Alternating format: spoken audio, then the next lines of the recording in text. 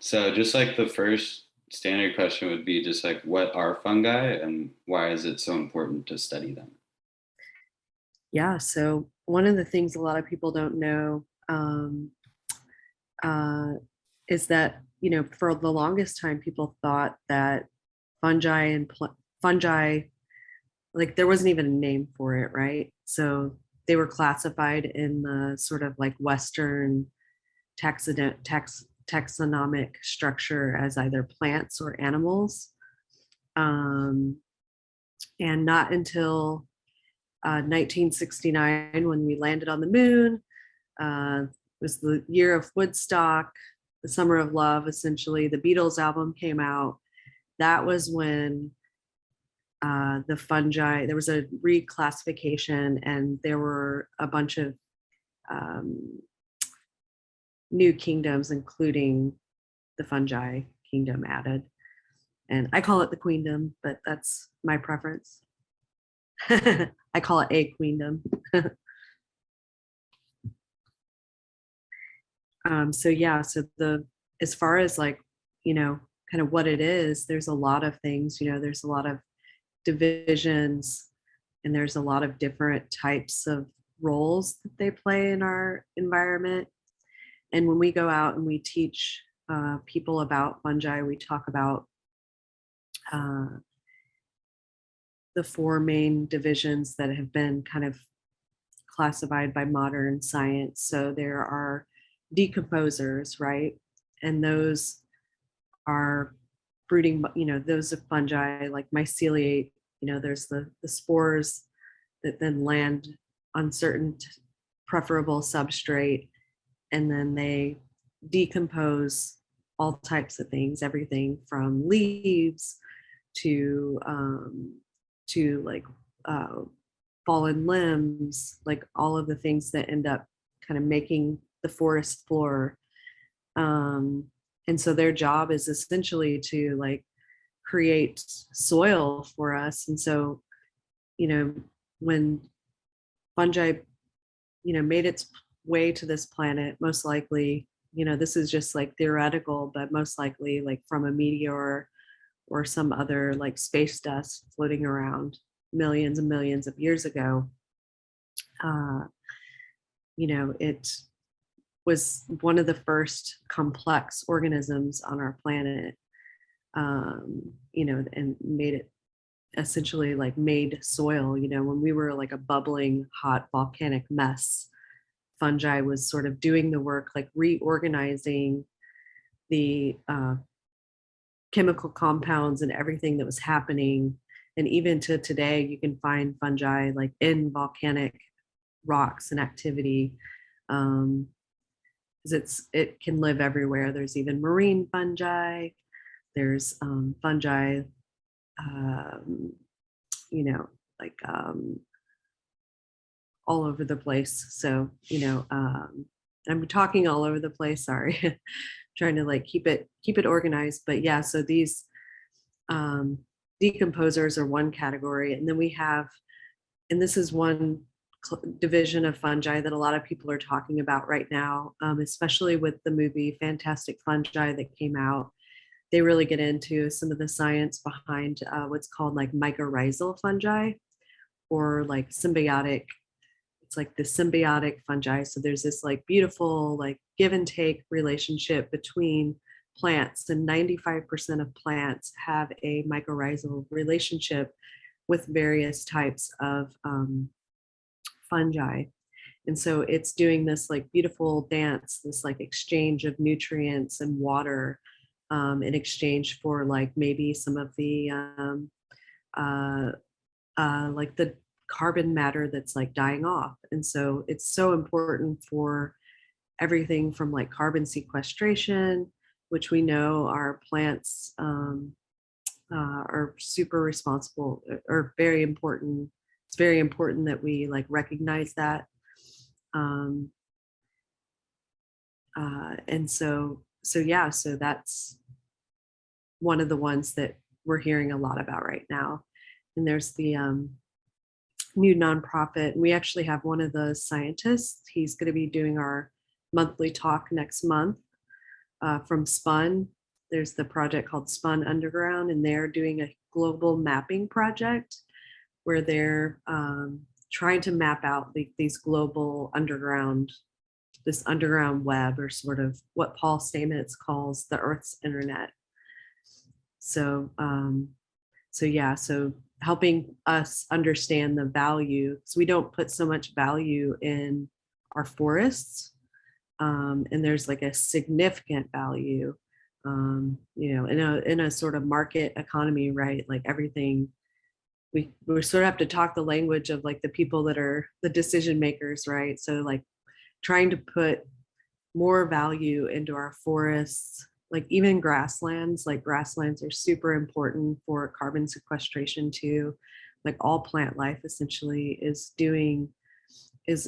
it has this relationship with fungi to like sequester carbon, retain the soil, retain the moisture, all kinds of things. So then one of the other categories, and this is another one that is like a huge part of like why plants are so medicinal and important, but endophytic fungi. So that's like another category. And endophytic fungi doesn't always like fruit mushrooms, so we don't know that much about it, but it can be observed under microscopes, and you can see these like this these structures of the fungi in the arbuscular parts of the plants. And so these fungi are creating a lot of like the volatile compounds that are then used in a lot of our medicines, both herbal and like Western medicine. So it's kind of, when you start to look at all the compounds that are created, like one of my favorites to talk about is like peppers, for example. So capsaicin in peppers is like a response to keeping other fungi and insects away from pepper plants. And that compound is like created by the endophytic fungi. So that like spiciness is pretty, or that compound is like, it's sort of like fungi protecting, or fungi,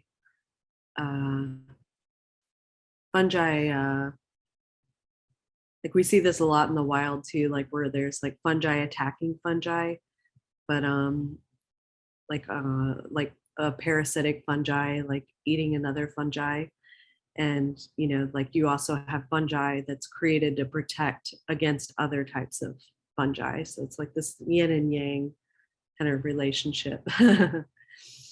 And then the last division that we like to talk about is the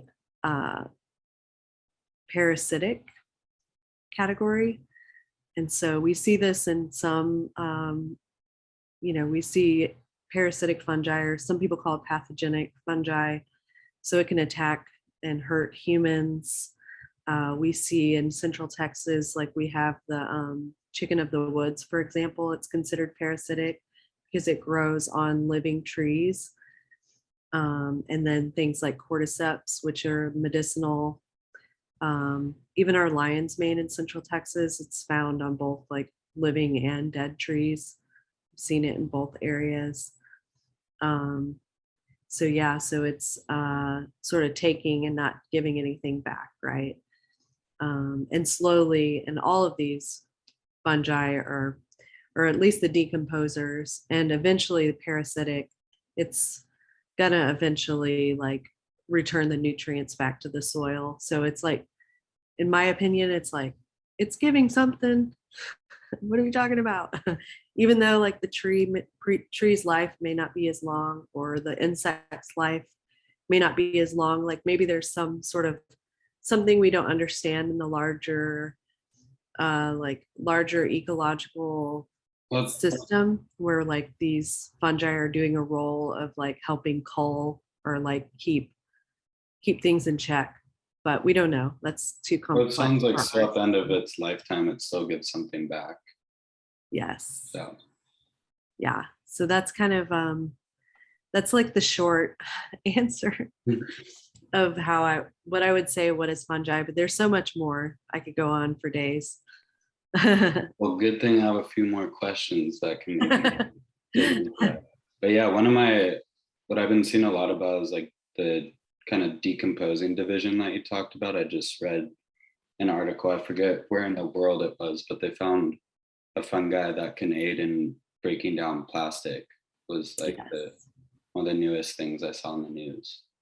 So Yeah, yeah. So, and this is something that was that Paul Stamets kind of brought to the fore, like um, in the 80s. Like there was a big oil spill, like in Alaska, the Exxon Valdez oil spill, and he won a prize from the federal government to do cleanup using what is oyster mushroom substrate. So this is like a fun fact, and we shared this with some seventh graders the other day, and I think I explained it pretty well because they were all like, I thought it sounded kind of hard to understand, but they like remembered it. It was one of their favorite things they learned too. But so there, like within the decomposers, there's like white rot, and I think it's not just decomposers. There's still a ton for me to learn as well, but there's like white rot and brown rot fungi, and I think it's the brown rot fungi. Like whenever we had the extinction event when the dinosaurs all died and most living things, like all the plants died on this planet, and it created oil, like the that type of fungi wasn't here yet.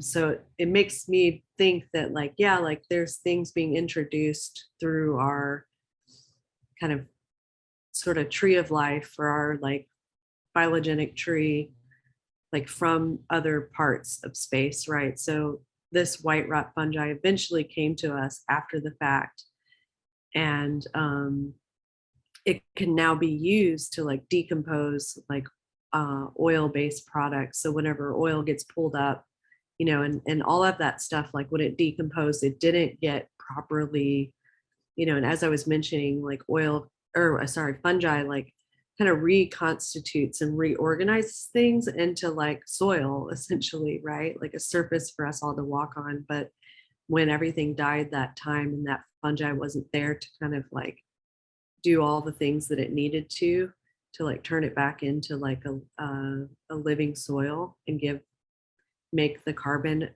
bioavailable for the plants and for insects and all the living things in the soil, it became oil, right?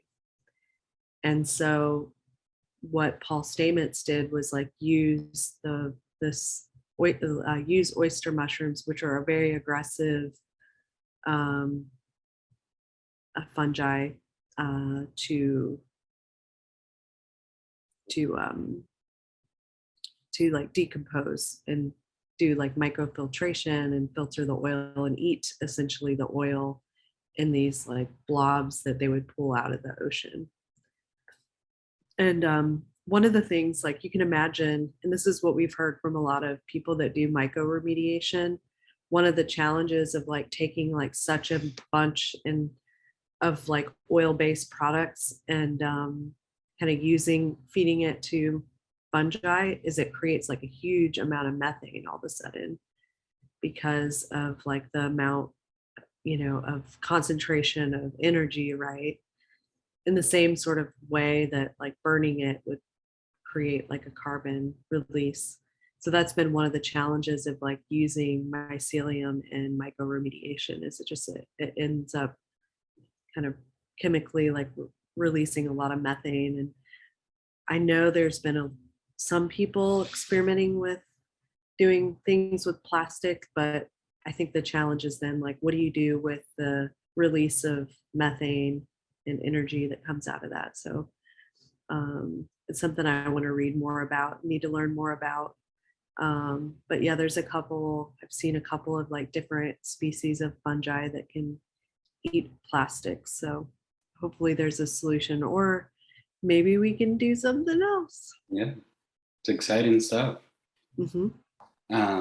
So if we're okay moving on from that question, the next question should be relatively short, but just wondering what's kind of like your simple definition of mycology?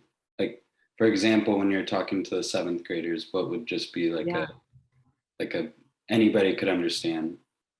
Yeah. So it's a very broad field. There's a lot of categories, but it's a field to help people uh, uh, learn more about the field, about the fungi kingdom. So, there's people that do things in the field, everything from going out and helping discover new mushrooms. We've only found and identified and classified about 10% of mushrooms in the fungi kingdom. So there's a lot more room to have people in that field. Not a lot of money, a lot of room, not a lot of money. Just be frank about it. But so yeah, so doing things in the field, which also requires doing work in a lab too. A lot of mycologists, they do both. They do work under the microscopy, looking at spores, looking at the cell structure of fungi to get better classification. And now we have more and more affordable technologies to do DNA sequencing. So that's making it more accessible for citizen scientists, not just universities to have these technologies, but people can afford to do this sort of stuff at home. And then there's all types of research, very specific to different ecosystems. So there's the popular book that came out, Entangled Life with Merlin Sheldrake. And actually in Central Texas, the same pathogenic fungi that's like affecting the frogs in Panama, there's a program at Texas State in San Marcos where they're looking at studying that fungi as well. And so, so that's, there's very specific, problems that different universities in the field, if you want to study mycology in a very specific context in a research situation. But yeah, I would say, I don't know, Karen, what would you add to that? Like, because it's. Yeah, so I think the most basic way to describe mycology is to break down the word and its etymology, right? So it's the study of fungi, right? But for me, I feel like it encompasses anything that involves fungi at all, right? So that could be cultivation, that could be just foraging and figuring out like who's out there. Like we know so little about them that it's kind of just at this point a lot of discovery and just figuring out like all the different species and then all the different things they can potentially do, right? So there's a wealth of information, just not a lot of people and not a lot of money, like Angel said. So Yeah, but we do a little bit of everything.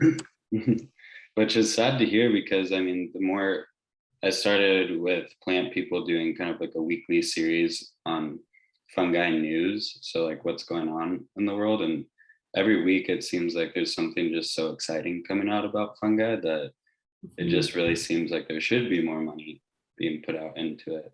So, yeah. But I think that hopefully starts with education, which you guys are currently doing, and to get more people excited about it. So that's how we'd love to help as well.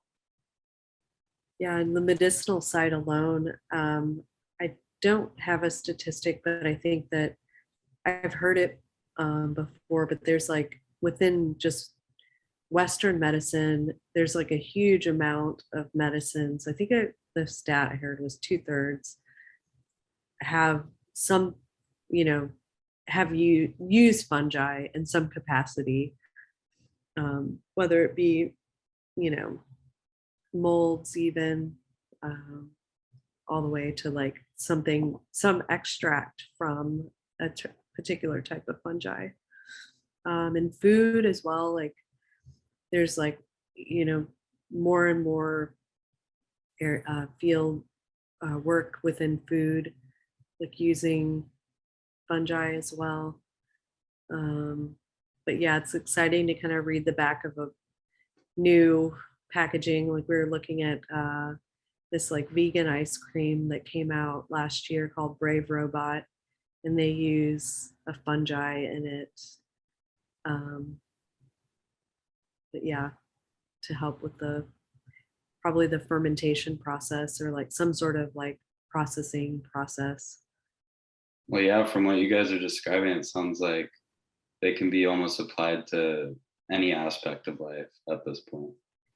So Yeah, they've been here way longer than us, and kind of the material things that we've created up to this point.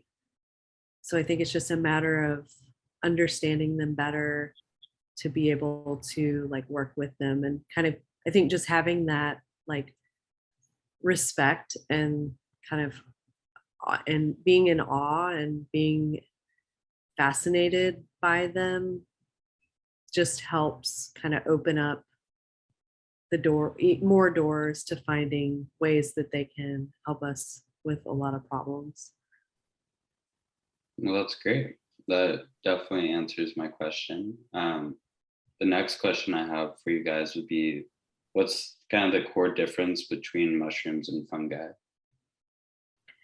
So yeah, mushrooms are that fruiting body, in the life cycle. So not all mushrooms fruit. I think I mentioned that earlier. You know, so the fruiting body is essentially the reproductive organ. That's what spreads spores, which is the equivalent and I share this with plant people, like of seeds, for example. So, they also germinate in the right kind of substrate when they are next to like a matching spore. And that's what then creates the sort of thread-like hyphase, and eventually creates that mycelium, that sort of like underground internet that we talked about too. But yeah, so the mushroom is really just the kind of opportunistic, like it's waiting for the right climate, the right temperature, the right amount of moisture, and it's going to fruit. And they fruit on wood, they fruit out of soil, they fruit on leaves, they fruit on insects, they fruit on humans. I know that's like freaky, but Yeah. even like animals, there's like one species of fungi that's been documented like fruiting on like animal carcasses. That's kind of gross, but but yeah, they're So at the core, basically, the mushroom is the reproductive body for fungi. The Yeah. fungus. Okay. Yes. So the mycelium is the body, right? Yeah. Of the like fungus itself. And that's comprised of hyphae, like Angel said. But the mushroom only it's the reproductive organ, right? So it's kind of like an apple, and then the spores would be kind of like seeds. Okay. Makes more sense. So the apple tree would be like the mycelium. Mm-hmm. Yep. The visual example really helps. I appreciate it. Yeah. Okay. The next question would be maybe giving a little bit of background about how you got interested in mycology and how you kind of ended up at CTMS. Yeah. So I was very lucky to grow up in kind of a mycophilic family. My grandparents came from Eastern Europe.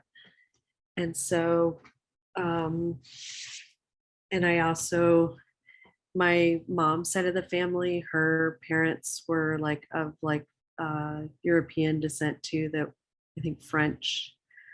And so those are both like kind of mycophilic parts of the world. And so a lot of my relatives, we would go out and look for morels during morel season.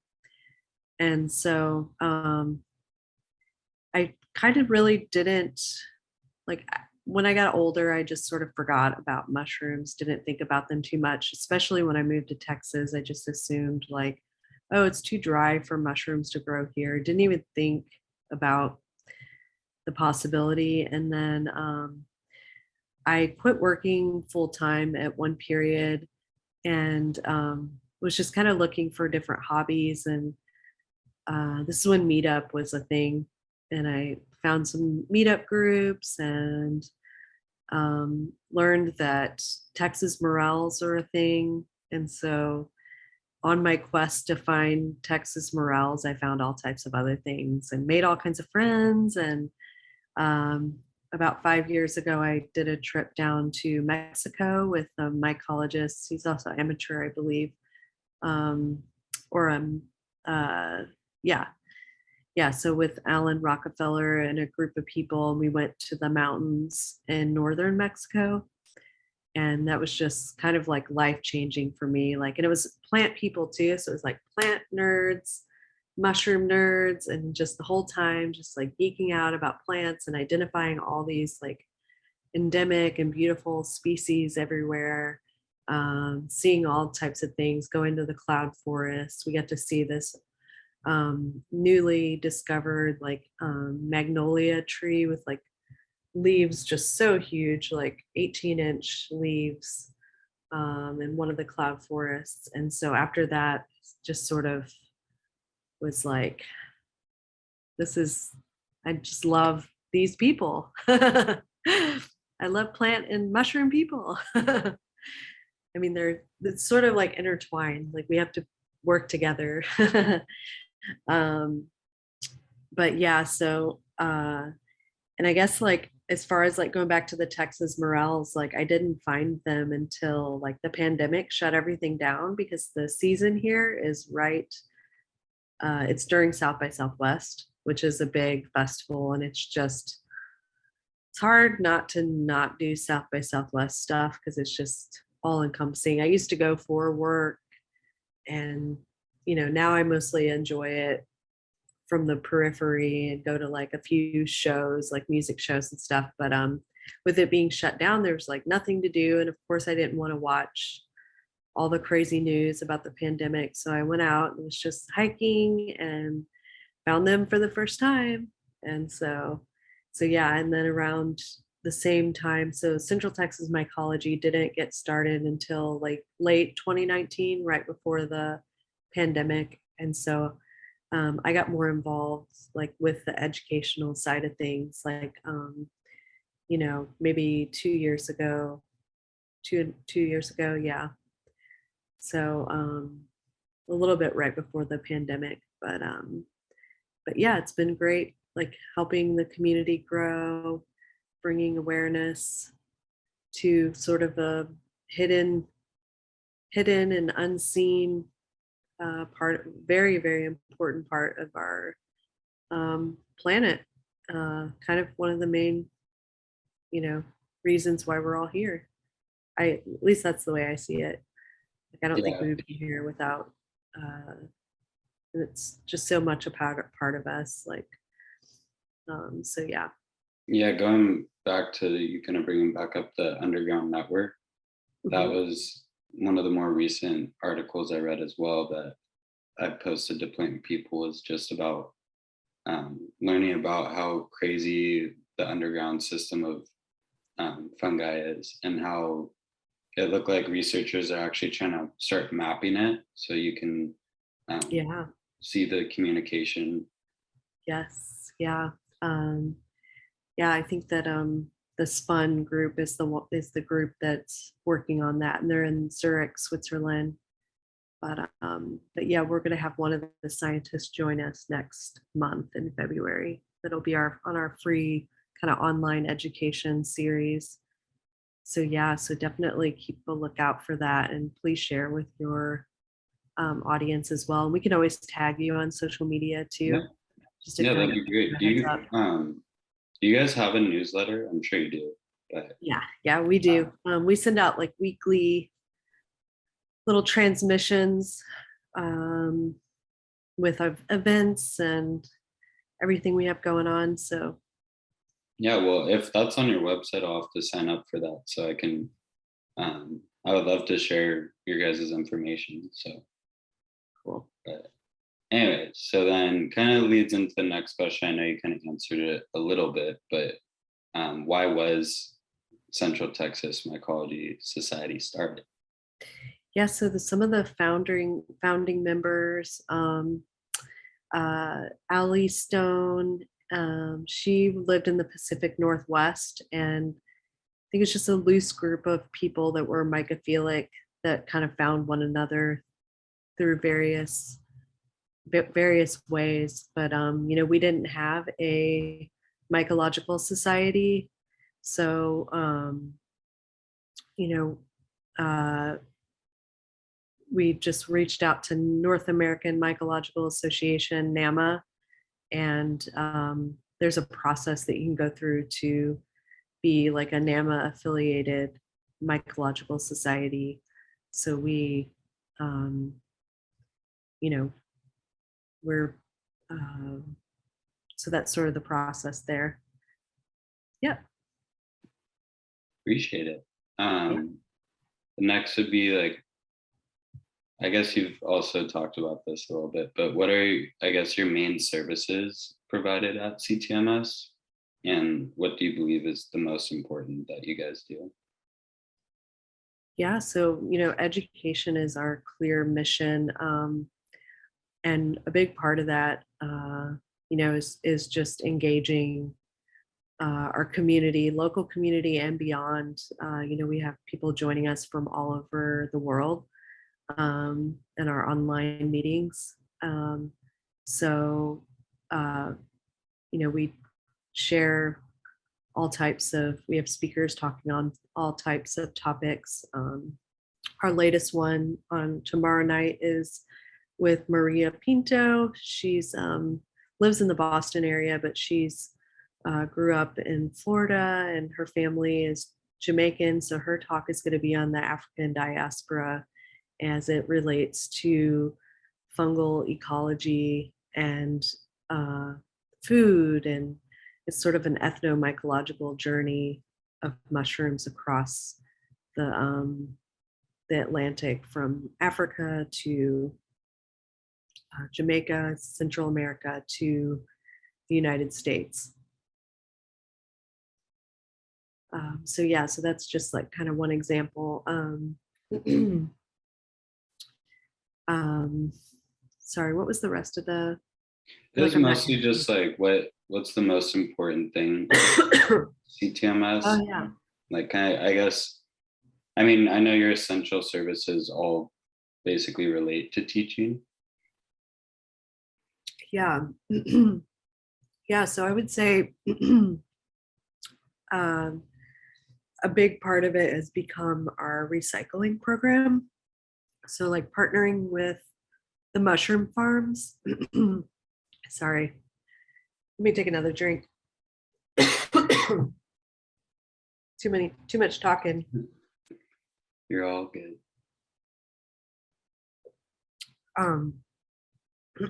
So partnering with the local mushroom farms to keep like mycelium blocks out of the waste and kind of building soil.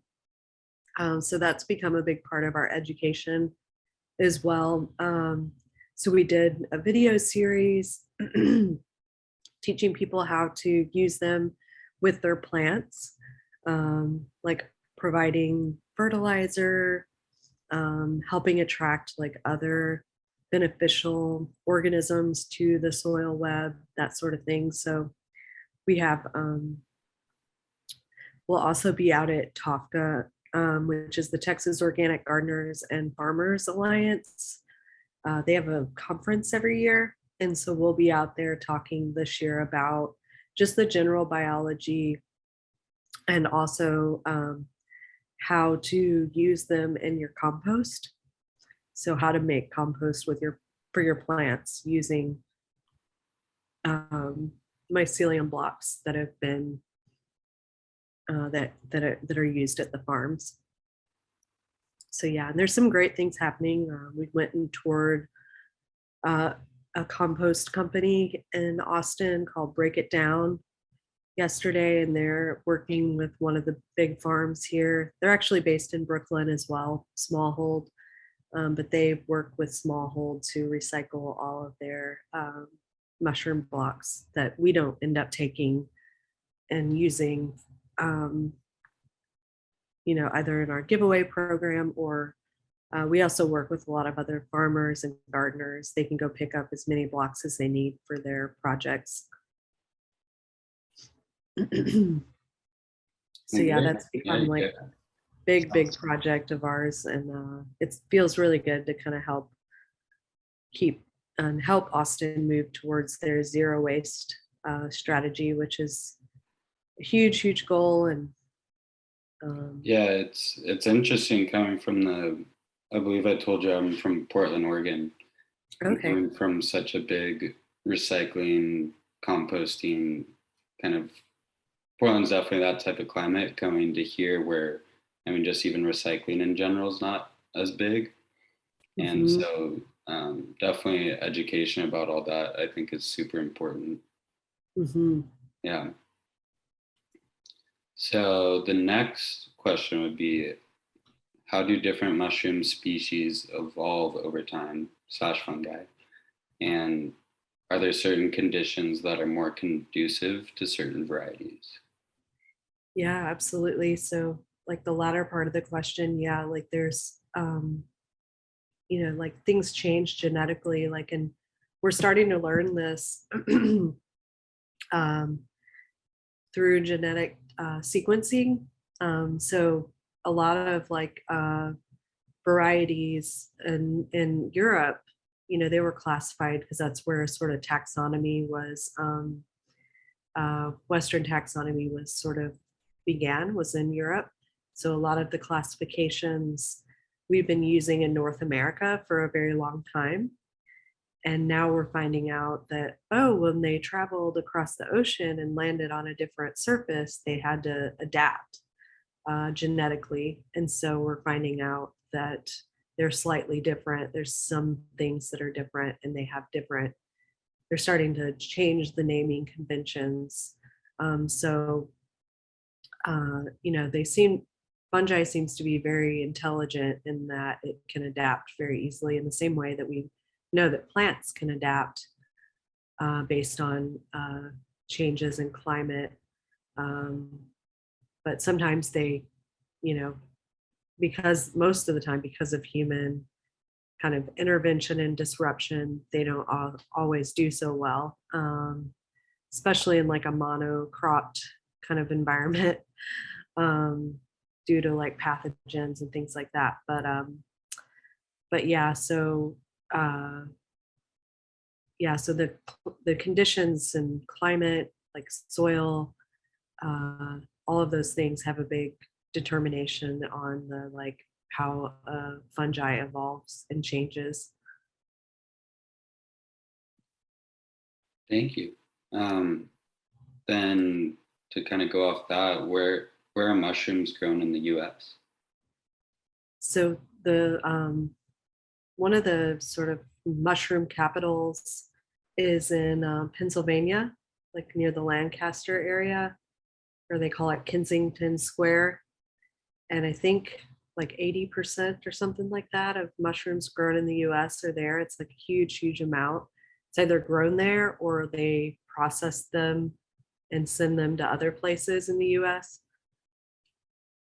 So yeah, and in Texas, we actually have a map up on our website now of like different mushroom farms in Texas. And so there's a lot of small scale providers, like market, kind of market mushroom farms that sell at like farmers markets or sell to restaurants. And it's growing. I've seen, over just the last 3 years, there's like a bunch of new mushroom farms. And I had mentioned we work with Smallhold. They're a very large producer, and they sell to Whole Foods, Central Market, and other groceries. And they're based in, they have a big warehouse facility in Buda, Texas, just outside of Austin. And yeah, they're also in New York. They're opening a facility in Los Angeles. So they're doing a lot as far as growing mushrooms in the United States. Texas Pride is another longtime grower. You know, they do the button mushrooms. So yeah. So this might be too large of a scale question, but what types of mushrooms are grown in the US? If it's too many, I understand. Oh, yeah. No. I could probably name, there's not that many, honestly. Like, I'm like, come on, guys, let's go. Let's grow other things. But yeah, there's, for the most part, there's, you know, button mushrooms, a couple of different types of oyster mushrooms, including the king oysters, lion's mane, shiitakes, but a lot of shiitakes get imported from China or Japan. And so I'm not exactly sure why, if it's like it's just more efficient, or if there's like intellectual property or like ways that they do it that we haven't figured out yet. Because, you know, China is just so much more mycophilic and has so many more, has so many years of knowledge in cultivation. You know, and there's a lot of small scale growers that do things like cordyceps and try to think of like any other ones. Karen, can you think of any other ones? Well, you can cultivate reishi. So that's one. I would say like the most, as far as quantity, it's all going to be the white button, portobello, and cremini, which is all the same species. But then you've got the more experimental growers, because people are more, and there's enoki as well. Mm-hmm. Pepinos, like the chestnuts. There's just there are quite a few mushrooms that we would like to cultivate, but haven't quite figured out logistically. So I think that also limits what we can grow. And there's not even a market for it. Like I really like a lot of jelly fungus, like wood ears and tremella, which are used medicinally and culinarily in Asia. And we don't cultivate those here, but I would love to be able to get those from a grocer locally. But I have to go to the Asian grocery and get them dehydrated, which is fine, or eat them from the wild, which I found both in Central Texas, snow fungus and wood ear mushrooms. So are most of the mushrooms you brought up all edible? Yes, they're all edible, and most mushrooms have some medicinal properties, even if they are culinary. So yeah, they're all edible mushrooms. And then, you know, as far as like other, you know, where there's decriminalization happening, we're seeing a boom in the psilocybin cultivation as well. One thing I've always wondered is, why does the psilocybin type of mushrooms need to be dehydrated when people use them? They don't have to. I don't think they have to. I think it's just probably like a preservation thing. Like getting it from a grower. It's just, and they dry out on their own pretty quick, even if you didn't put them in a dehydrator. But with there's another mushroom, and we actually had a speaker talk about it at our December meeting, the fly agaric, or the Amanita muscaria, and that has some neurotoxins. I mean, you don't have to call them neurotoxins, but well, yeah, I guess they are. But in order to try to change the chemical compounds of them, they do have to be dehydrated. And he explains it in his talk as well. But They don't have to be dehydrated per se, they have to be decarboxylated because you need to remove the carboxyl group from the muscimol. Like Yeah, you have to transform the ibotenic acid into muscimol. correct. Yeah, and that happens in the drying process. Awesome, thank you. The next question I have for you guys, is there an overarching mushroom growing season, or does it vary by variety? So I would say there's definitely like seasons, um, and it definitely corresponds uh, with the types of mushrooms. So I was mentioning like morel season in Texas is like the third, fourth week of March, depending on rain. And then we have chanterelle season, which can happen in the spring or fall. And I just tell people if it feels like a sauna outside, there's chanterelles. Um, and then, we have chicken of the wood season, which is usually just in the fall. Um, and that's a fungus that grows on our Texas live oak trees. So it's depends on what you're looking for. Things like wood ears here, they grow after a couple days after a rain. Certain types of trees. And for people that are wanting to like really tune in to the seasonality of mushrooms, I think a great tool that's out there is and people use it for plant identification as well, but it's called iNaturalist. And it's got pattern recognition built into it, so you can take photos and upload it, and it geotags your photo as well if you have that turned on your phone. But it's a way to kind of really kind of see what's in season as well. So you can filter, by different categories. You can look at insects, you can look at plants, you can look at fungi, you can look at anything in the natural world on this app, and it's quite active. So it's a good way to. So it sounds like overall that they grow differently based on region. Like each region has different kind of seasons, especially since each region has different species. Would that be correct? Yeah. So similar to plants too, like, and I would say the most important variable with mushrooms is, ground temperature, humidity, that sort of thing. So I know plants are very specific in that same way, like with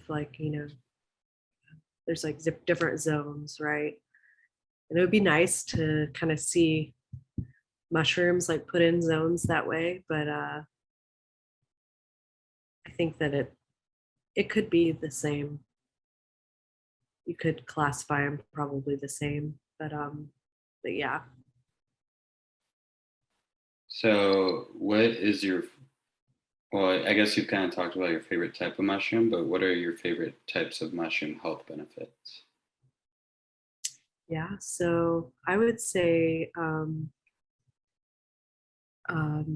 really like lion's mane. I drink it every day.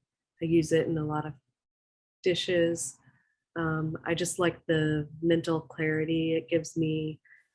I've also read about the benefits of it helping with uh, like overall like gut balance, microflora balance.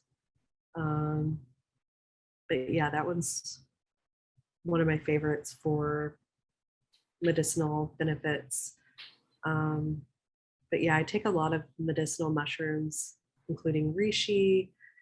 We've been making our like reishi, ginger, hibiscus tea that we serve at like a lot of our events. That's very good and kind of knocks out the bitterness of the reishi. and then you get the vitamin benefits of hibiscus as well.